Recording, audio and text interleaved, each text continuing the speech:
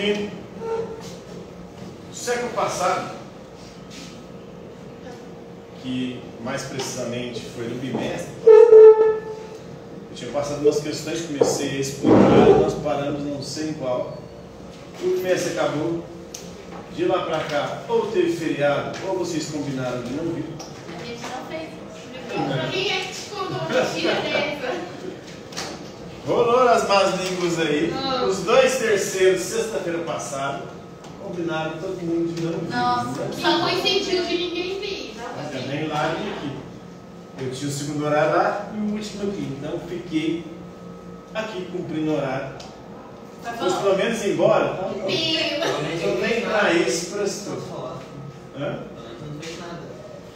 Eu fiquei deitado lá, fuçando na internet. Mas qual a pergunta que a gente tinha parado aí, vocês não? Também vai na 8. Eu nem sei o que. 8? É, os outros. Qual que é a pergunta?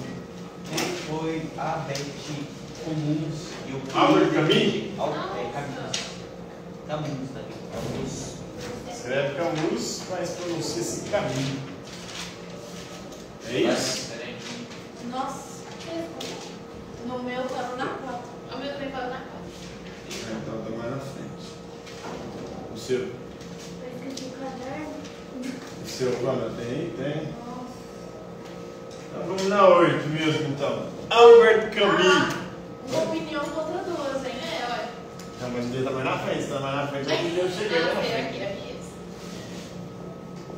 Tá tudo respondido o seu, hein? Tá. Caralho.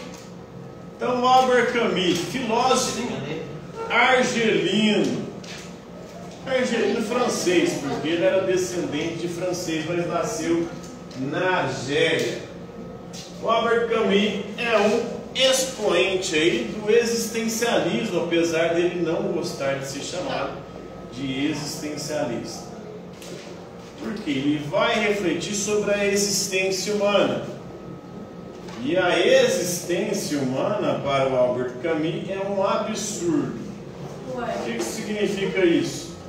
A existência humana não tem sentido. Ela é sem sentido. Os sentidos que nós inventamos para ela são muletas que nós criamos para suportar o absurdo que é a existência. A prova de que a vida não tem existência é que para cada um o sentido da vida é uma coisa diferente. Se o sentido fosse universal, todos teriam o mesmo sentido. Para alguns o sentido da vida é ganhar dinheiro, para outros é servir a Deus. E aí depende da religião, porque cada religião é diferente. E servir a Deus ou os deuses ou servir a sua religião é uma forma diferente.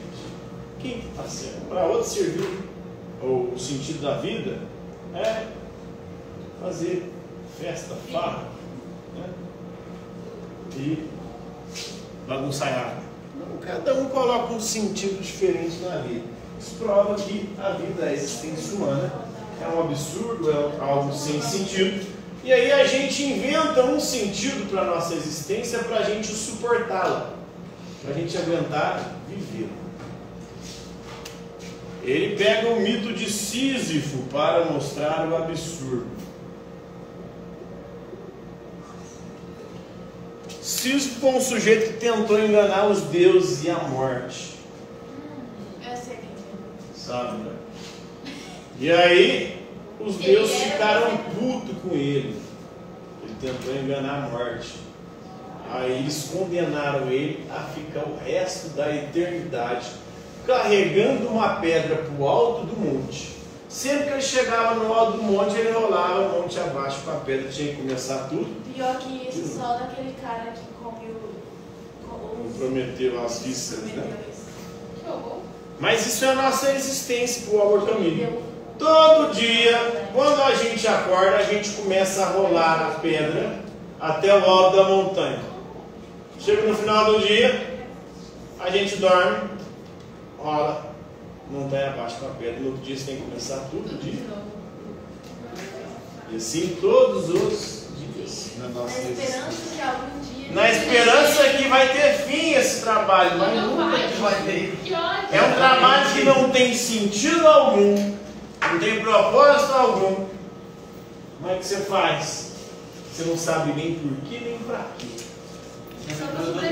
Às vezes você acha que tem sentido, mas não tem.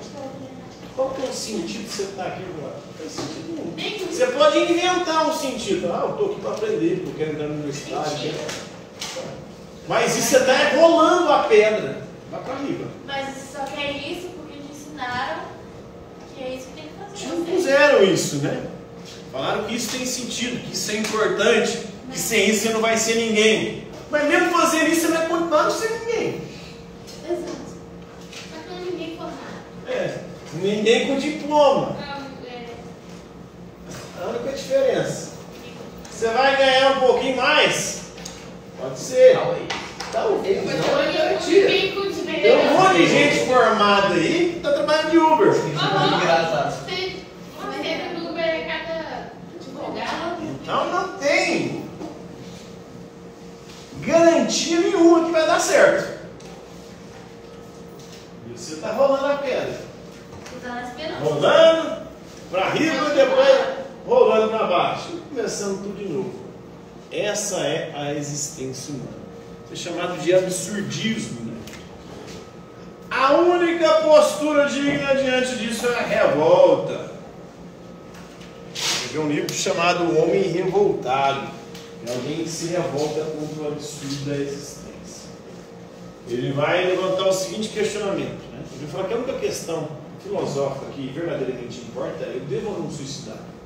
Nossa, eu devo o quê? Eu devo ou não suicidar? Caramba, tipo... Porque a vida não tem sentido. Por que eu estou fazendo isso? Para que viver?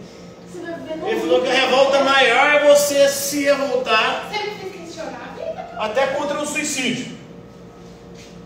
E pensa, mesmo sendo um absurdo a existência, eu vou enfrentá-la. Eu não vou me recusar a vivê-la, mesmo ela não tendo sentido. Essa é a maior de todas as revoltas. Mesmo sabendo que não tem sentido nenhum isso aqui, eu não vou renunciar a viver isso, a enfrentar isso. Por que suicídio é uma forma de desistir, sendo que você vai desistir de quê? É uma vida medíocre? Seria para ele meio que uma covardia. Você não aguenta passar pela Você não aguenta viver uma existência mesmo sabendo que ela não tem sentido nenhum? Isso é fraco. Aí eu vou viver para questão. Viver dos fortes, né? Então, eu concordo com ele. É encarar o sem sentido. É encarar essas ilusões. É encarar os outros querendo dizer o que você deve ou não fazer. E mandar todo mundo se fuder. Vai querer pagar sermão e dizer o que deve ou não fazer para outro. Então esse é o Albert Camus, né? O existencialismo da existência para ele é um absurdo, sem sentido. É um mito de si. Todo dia tem que acordar, rolar uma pedra, montanha acima, para depois, no final do dia, rolar a montanha abaixo e no outro dia começar tudo de novo. Eu acordei hoje 6 horas da manhã. Estou rolando a pedra até agora, 10 horas da noite. Aí amanhã eu desisti de rolar a pedra. Amanhã eu vou rolar a pedra, não. Amanhã eu vou tomar uma cachaça, né? Para poder esquecer dessa pedra. Segunda-feira eu volto a carregar a pedra. Qual cachaça você toma? Oi? Qual bebida que você gosta de beber? Cerveja. Cerveja? A cara dele. A carinha dele. Eu gosto. Olha o carinha Acende dele. uma caixa de cerveja?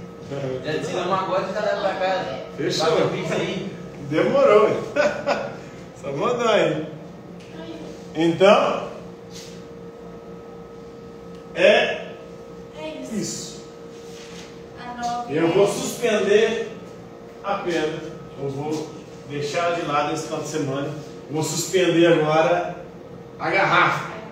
A partir daqui a pouco.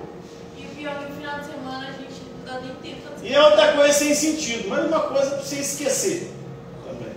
Porque ela ajuda você a, de alguma forma, se livrar das preocupações. Você boa, pisa leve. É claro que é uma ilusão também. Uma Cachaça. cachaça. Uma cachaça. Você está trocando uma ilusão por outra. Ah, cachaça. esse negócio aí parece meio de... Ela altera seu estado de consciência e faz você esquecer os problemas. Sim, você só zela do Mas bagulho. agora você está se enganando. Segunda-feira os problemas voltam, tudo de novo. E eu vou ignorar. Aí a gente espera pra chegar o final de semana. Aí você fica doido para chegar o final de semana de novo para poder tomar cachaça e esquecer os problemas. E o problema é esse, carregar uma pedra que não faz sentido nenhum, velho. Pra quê? Essa merda. Trabalhar igual um condenado, manhã, tarde e noite. Tá acordado na base do café. Pra conseguir, pra dar conta. Vivi dos fracos, professor. Você é É, fraco? é. Na verdade, eu queria ser fraco, na verdade. Se fuder, não quero ser mais nada. Uai, E aí, largar tudo. muito mais fácil. E viver de vender minha arte na praia. Qual que é a minha Eu arte? falo isso pra ela agora. Eu vou vender e vender minha arte na praia. Aí, como eu não sei arte nenhuma, eu passo a fome na praia. Exatamente. Penso na praia. É, É melhor passar fome em Paris do que aqui. sim. Ou na praia do que aqui. É, professor. Se eu não faço isso porque eu tenho filhos. Para criar, tem uma pensão para pagar. Você tem E aí, se eu não pagar a pensão, você vai preso. eu vou preso. Eu não posso ter Aí você vai vender sua arte na minha praia. arte na praia. Você vende pros presos. Nem posso nem chegar na praia, porque não tem arte para vender.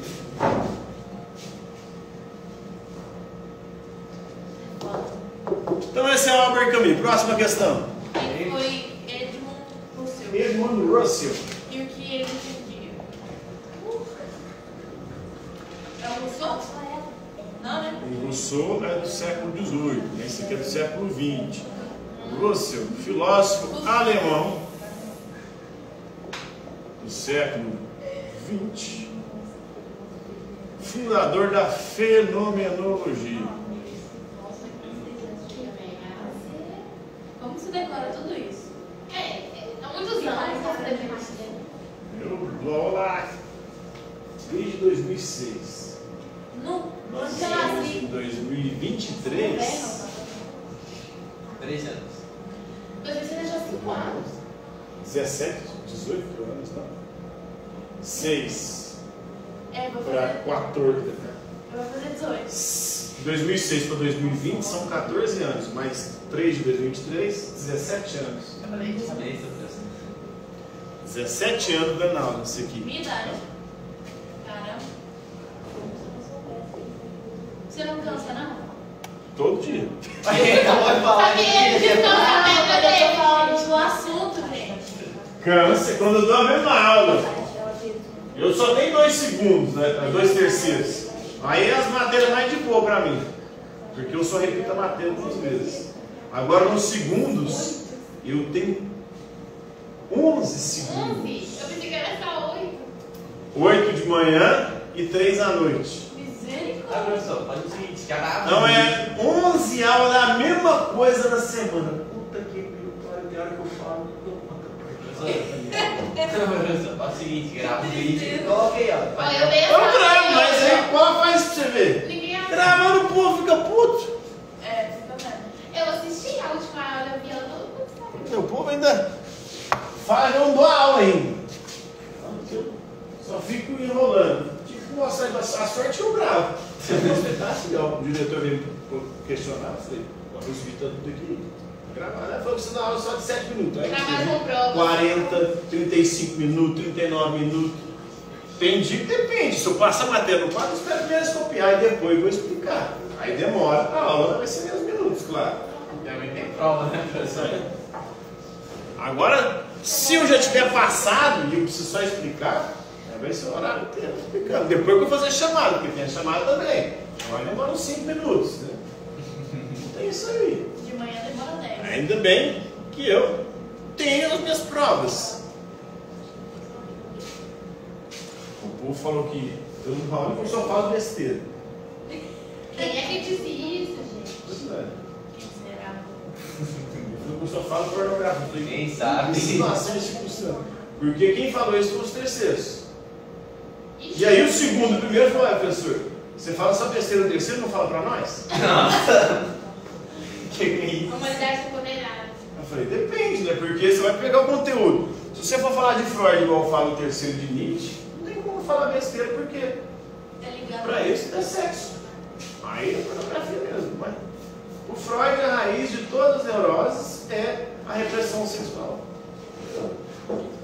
Essa é a... ué. Eu achei que ele era tipo um problema tudo algum trauma infantil sexual. Algum problema relacionado a sexo.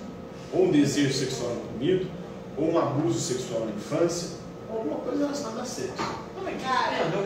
É a raiz de todas as neuroses. Se você... Caramba, isso define tanto a sua personalidade. Por isso que o povo fala... Depende de acontece muito com as mulheres os ataques histéricos, né? A mulher fica surda, fica doida, faz escândalo. Aí o povo fala, isso é falta de... Por quê? Isso é bem de Freud, tá descanando. Não fui eu que inventei isso. Aí eu falo isso, só sabe falar pornografia e não dá aula. Ainda bem que eu tenho prova. Eu falei, vamos pegar meus vídeos lá e ver quantos minutos da aula eu fico falando, porque eles estão falando que eu estou falando de pornografia. Se eu falar, é porque o autor trabalha essa perspectiva. O Nietzsche questiona o cristianismo. E o grande problema do cristianismo é a repressão sexual. Porque o cristianismo transforma o sexo em pecado. Ela falou que é por isso que vai pro inferno. Então, fenômeno. O que é fenômeno? O quê? Fenômeno é aquilo que aparece. Aparece para quê? Para nossa consciência. A nossa consciência ela é intencional. Ela tende para as coisas.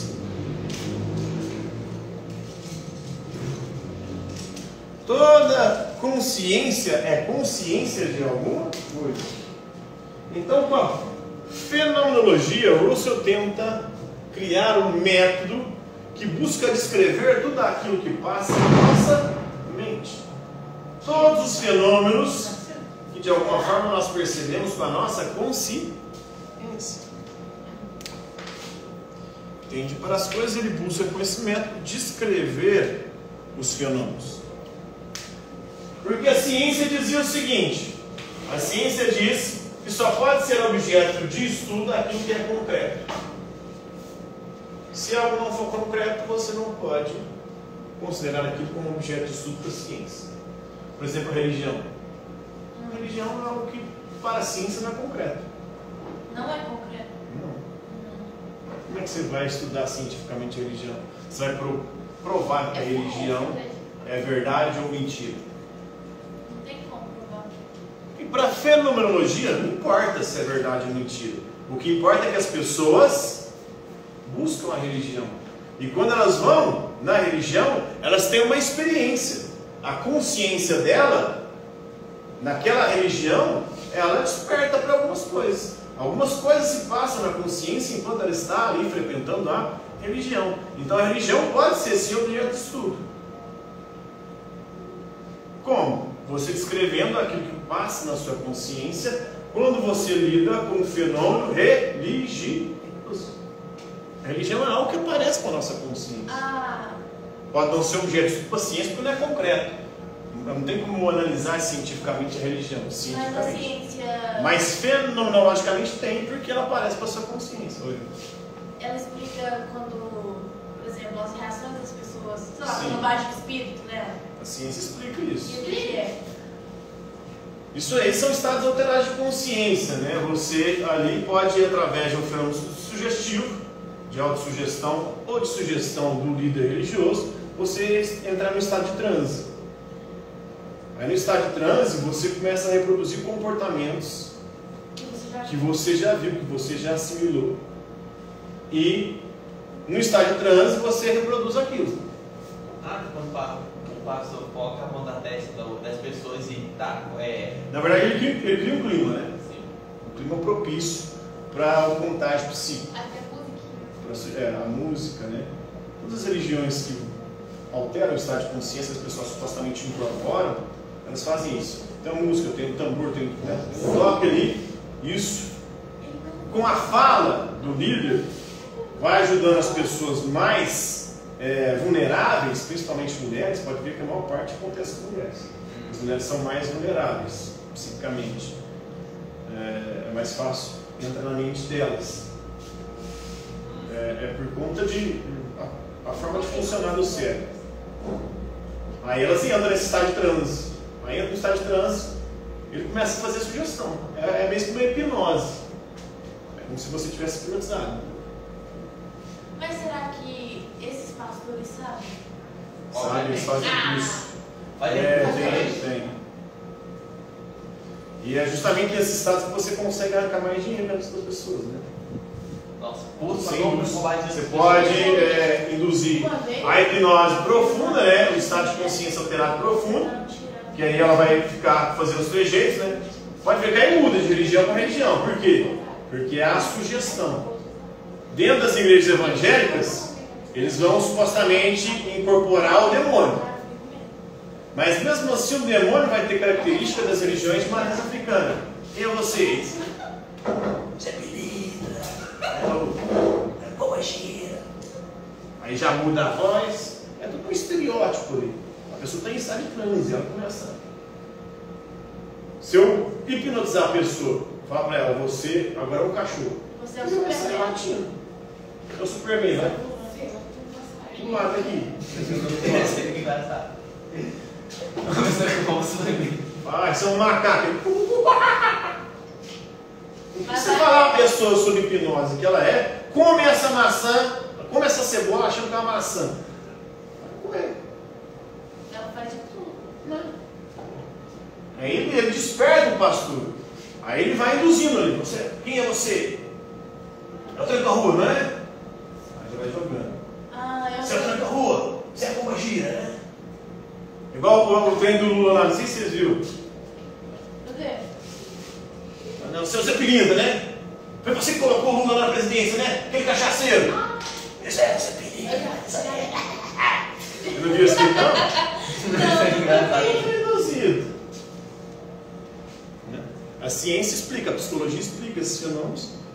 Esses fenômenos existem todos. Aí você vai num terreiro de Umbanda, onde tem o Zé Pilinda, tem a Pombagira, tem o Tranca-Rua.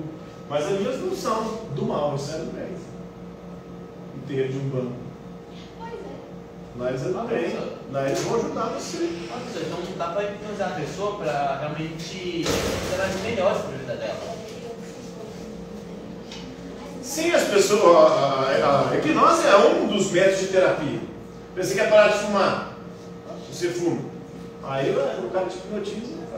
A partir disso você vai fumar mais. É bom também, Você vai beber mais. Também é foda. Porque... Mas só que o Freud, quando ele estudou, aí por que o Freud chega à conclusão que tudo é sexual? Porque na época dele tinha a doença que era a histeria, que cometia mais as mulheres. Por isso que as mulheres também são as que mais eufóricas, né? Porque quando elas falta de sexo, elas acabam surtando. Aí, né? São ataques de nervo, né? Ela surta, né? Começa a gritar, desmaia, começa a sentir dores, mais parte do corpo, paralisia um lado do corpo, né? Então isso tudo é ataques terríveis. Aí, na época de Freud, tinha alguns tratamentos para histeria, como a hipnose. Aí a pessoa parava de ter. Aliás, através da hipnose, ele ia fazendo a regressão. Aí voltava na infância e descobria geralmente que era um problema sexual. Eu tenho vontade de fazer isso. Lá na infância, da adolescência. Lá na infância. Algum desejo sexual recalcado, né, reprimido. Então fazer hipnose para fazer a regressão. Aí quando ele regredir para descobrir a origem do trauma que está fazendo ela ter ataque histérico, descobrir que ela era homossexual. Mas só que a histeria, quando você fazia hipnose, o Freud percebeu que o problema migrava. Aí ela ficava um tempo sem ter ataque histérico, depois ela voltava. Aí ela tinha, por exemplo, paralisia de um lado, aí tinha paralisia do outro. Ou ela, né, ficava cega de um olho, ficava surda. Oi? Não, mas é psicológico. Você não ficou cego porque o seu olho não enxerga mais. É porque, de alguma forma, trava. Você não escuta, você não consegue falar. Tudo isso pode ocasionar, entendeu? Aí migrava o problema de um lado para o outro com hipnose. Tinha outro tratamento na época também, que era choque. terapia de choque. E tinha um terceiro tratamento que era masturbação. Masturbava meia tesa até o orgasmo, depois ficava tempão sem ter. Eu fiz também, né? Meu Deus! Aí por isso que o Freud chegou à conclusão de que era a origem sexual. Mas só que ele criou um novo método, sem ser hipnose, sem ser choque, sem ser masturbação. Que é o método da fala. Você vai lá, o psicólogo vai puxando a sua língua e você vai conseguindo verbalizar, consciente, não inconsciente, sobre hipnose. Porque conscientemente, você conseguindo trabalhar o seu trauma, você consegue superá-lo melhor do que sob hipnose. A terapia foi inventada nessa época. Esse cara A psicoterapia, chama psicanálise, né? Então foi esse cara que inventou a terapia que nós conhecemos por hoje. Sim, aí os outros métodos tudo usam algo parecido, né? Da psicologia, das psicoterapias. É geralmente você falar. E quando você consegue verbalizar, entender os seus traumas, você consegue lidar melhor com eles. Quando você faz isso inconscientemente sob hipnose, você não consegue trabalhar. Aquilo ficou, de alguma forma, lá. Por isso que migra, aparece de outra forma, não é um problema. Agora, quando você faz conscientemente, você mesmo que conduziu a cura. O psicólogo só vai te guiar, mas quem vai curar é você. Você que vai se curar. A partir do momento que você consegue lidar com os seus traumas. Mas vai demorar anos, né? Vai demorar anos. Ou nunca vai ser resolvido. Tem isso também. Então, aí você vai ter que aprender a lidar com o trauma. Tem que ser muito doido. Mas hoje é muito questionada a psicoterapia, a psicanálise, porque, segundo os estudiosos, a psicanálise não é um método que de fato cura. Aí tem outras terapias que são mais eficazes. Hoje a que tem mais evidências científicas de que ajuda as pessoas a superar os traumas e os problemas chama TCC, é Terapia Cognitivo-Comportamental. Então, porque a raiz é quase a mesma coisa que a psicanálise. Porque a raiz dos problemas são as suas crenças. Cognitivo, por quê? Porque você acredita. Cognitivo é ser inteligente, você cria na sua cabeça crenças. Essas crenças te fazem você ter comportamentos patológicos, doentios. A partir do momento que você muda as suas crenças, você muda também a maneira de se comportar e de reagir às coisas que acontecem. Aí você consegue lidar melhor. Mas mesmo que o Freud também, o Freud ele enrolava pra caralho, né? A psicanálise, ela cria um monte de coisa, porque pra ele tudo é sexo também. Aí a TCC ele não vai se preocupar com essa questão de saber se é sexual ou não, o BO. Vai saber qual que é o seu problema. Aí vai investigar esse problema para saber qual que é a crença que está te levando a se comportar daquela maneira doentia, patológica. Para que você mude a sua crença, mudando a sua crença, você muda a sua forma de se comportar. E aí você consegue superar. Entendeu? Agora, a psicanálise ela dura a vida inteira, tá? A TCC ela tem tempo, né? Vamos fazer um tratamento de 6 meses para você conseguir superar o seu problema. É tempo pré-definido. A psicanálise não, a pessoa fica lá a vida inteira tratando e às vezes nem consegue resolver. E se não conseguir em 6 meses, faz o quê? Oi? Para e vai me dar. Não, aí você tem que procurar outro, né? Talvez com aquele terapeuta você não conseguiu, ele não conseguiu te ajudar. Ah, é muito difícil. Mas tem. Mas o dinheiro fica lá, né? Não, é o preço que você paga para saúde mental. Ele ficou ali durante um tempo, né? Te atendendo. De alguma maneira. Tempo é dinheiro, né? Então você está ali tentando te ajudar. Na maior parte, na verdade, o processo terapêutico é muito mais de quem está sendo atendido do que quem está com ele. Ele vai te dar as orientações ali. E ele tem compromisso também, tem tarefa. E a TCC é diferente da psicanálise. Tem tarefa de casa, tem que fazer alguns exercícios, tem que se comprometer com a sua cura. O problema é que tem algumas doenças que são mais pesadas, mais graves, mais difíceis de curar. Mas você precisa de medicamento. Aí é psiquiatra, né? Como ansiedade, depressão, você precisa de medicamento. Mas aí Ansiedade é uma coisa natural. Aí, Ansiedade é uma coisa natural. Mas... Sim, é natural, mas existem crises de ansiedade que não são naturais, né? Aí essas crises você precisa de um remédio ali para poder lidar com isso. Porque dispara, você não consegue dormir, dá taquicardia. Depressão sempre existiu, né? Da história humana. Depressão sempre existiu, mas tem aumentado significativamente São as doenças do século, né? Ansiedade e depressão. E burnout também, que é estresse. Burnout. Essa é por causa da avanço da tecnologia, está acabando pegando essas coisas, viu? Essas doenças. Antigamente não era comum, agora é comum por causa do avanço da tecnologia. E estão afetando a gente de algum modo. Sim, antigamente a existência do indivíduo também é muito menos assim sedentária como é hoje, né? Sedentária? O indivíduo tinha algo para fazer, não acordar até a dormir, né? Essa vida sedentária, sem atividade física, né, com exposição a estímulos visuais como internet, tudo isso aí você fica vendo pessoas com uma vida, teoricamente, né, na babiça, enquanto sua vida está uma merda, você tem dinheiro para fazer nada, tudo isso você vai colaborando para você. São gatilhos, né? A TCC chama de ABC. O que é ABC? A é o gatilho, é aquilo que ativa o seu trauma, o seu problema. B é a crença, believe em inglês, né? A crença, esse gatilho ativa uma crença, essa crença te leva a ter um comportamento disfuncional, um comportamento patológico, doentio. Mas tem que mudar isso, né? Primeiro, duvidando, né? Criticando, questionando isso, né? Mudando as suas crenças para mudar o seu comportamento. E assim conseguir lidar melhor.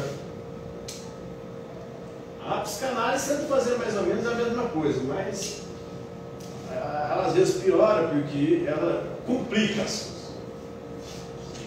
Ela vai dizendo que coloca, por exemplo, a culpa no seu pai, na sua mãe, que é o complexo de Édipo, é aí que você forma a sua identidade, esses traumas, entendeu? Aí vai cortando as coisas, vai criando uma série de beosa ali que não leva a pessoa à cura, não é tão imediato, que vai ficando cada vez mais complexo, em vez de ir direto na cura.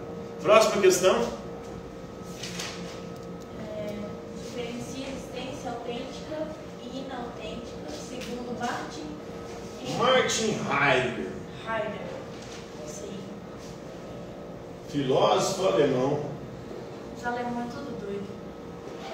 Viveu aí no século XX.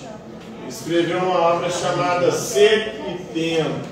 Não, é a 10. Nessa obra Ser e Tempo, diferencia ser. Ele vai fazer uma diferenciação entre ser e ente. Eu troquei. O ser é a essência, é geral. O ente é a existência, particular. Então, na sua ontologia, no seu estudo do ser, ele vai dizer o seguinte: não tem como analisar o ser como um ser abstrato, geral, essência. Você só pode analisar o ente. O ente somos cada um de nós. Por exemplo, o ser humano é algo geral, no qual todos nós aqui nos enquadramos. Mas não tem como você explicar fenomenologicamente o ser. Só pode explicar o ser a partir do ente, que são os particulares. O ser, ele é muito abstrato. Como é que você pode entender o ser? Somente através dos entes. O ente é um ser particular. Eu sou um ente, você é um ente, cada uma pessoa que é um ente. Um ente diferente. Diferente é justamente isso. Diferente. Ente que não é igual aos outros. Paciente. Um ente que espera. Doente. Um ente que não está em saúde. Tá? Não problema, né?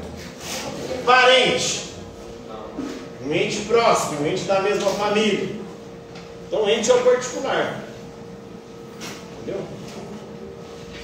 Então, ele vai analisar o ser a partir do ente. E aí ele vai perceber que o ente humano, ele é temporal.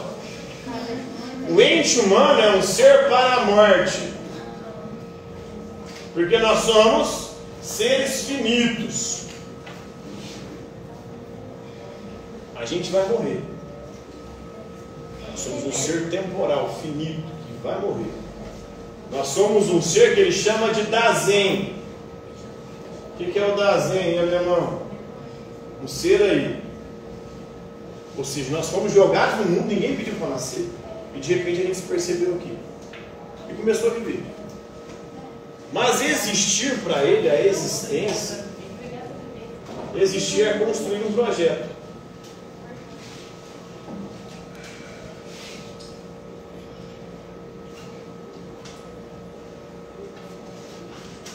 Nós estamos lançados aqui e deveríamos construir um projeto da nossa própria existência.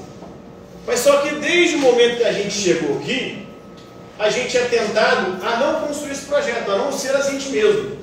Isso começa em casa, porque em casa você não pode ser você mesmo, você tem que ser quem os seus pais querem que você seja. Você vai para a escola, na escola você não pode ser você mesmo, você tem que ser quem os seus professores querem que você seja. Você vai para o trabalho, no trabalho você não pode ser você mesmo, você tem que ser quem o seu patrão quer que você seja. Você arruma um relacionamento, no relacionamento você não pode ser quem você é, você tem que ser quem o seu parceiro, a sua parceira quer que você seja. Aí quando você menos percebe, você não construiu o seu projeto, você está sendo o que os outros projetaram para a sua vida. Você está vivendo uma existência inautêntica. Você não está sendo você, você está sendo o que os outros querem que você seja. Isso gera angústia, faz você sofrer, por quê? Você percebe que é um ser para a morte, que vai morrer, é um ser finito, mas não está sendo você está sendo o que os outros querem que você seja. Isso gera sofrimento, dor. E aí você tem que descobrir isso. A angústia é importante porque ela te desperta e faz você perceber e tentar parar. Porque viver qualquer ser vivo vive. E existir, só quem constrói o próprio projeto, só quem vive uma existência autêntica, não é inautêntica. Tá bom, né? Então esse é o raio. Mas a gente continua.